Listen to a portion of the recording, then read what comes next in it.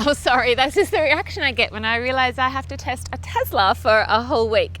This is the Model S. It's the 75D, which is the entry-level model. But is it worth the hype? How practical is it for a family? Let's find out.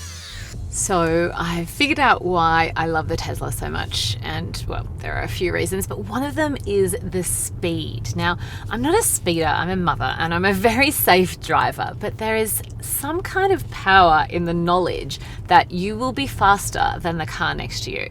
It makes you what I call speed smug. And so, you know, when you're sitting at the lights and you're wondering if you'll be able to overtake the person next to you before the parked car up ahead, in the Tesla, you know you will. You know you're going to be faster. It's speed smug, and it's such a good feeling. The second thing is the silence. It is so quiet in here. There's not a growl, not a grunt, not a whisper. It makes you feel like you're on a completely other level of vehicle. This is not a regular car. This is the car of the future.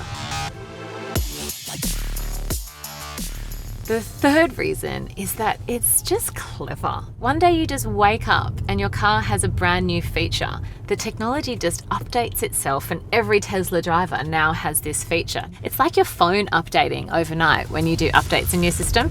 That's how the Tesla updates. It's just clever. And the touchscreen. It's 17 inches of pure advanced technology with mobile connectivity.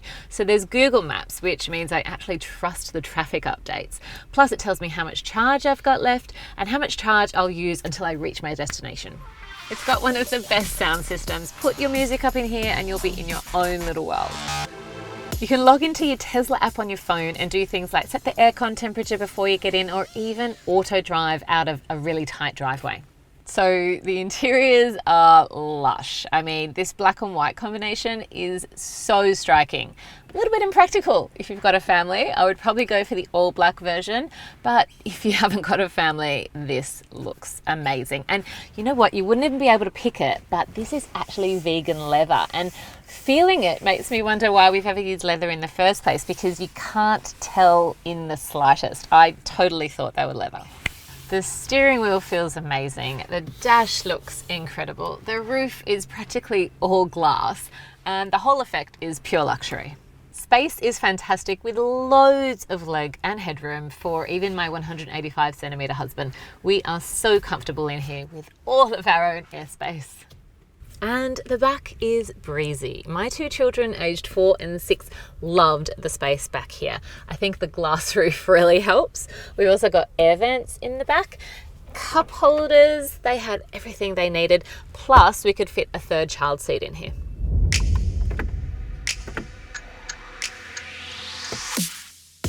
The exterior is sleek. It's a beautiful looking car, and it feels amazing to drive on the road. The boot is enormous. Anything that I can fit normally standing up in an SUV, I can fit lying down in the Tesla. It's so long and so big, plus it has an extra deep pocket here. Plus, it's got a front boot, you know, where the engine normally is. But let's talk charging, because that's probably one of the things you're questioning.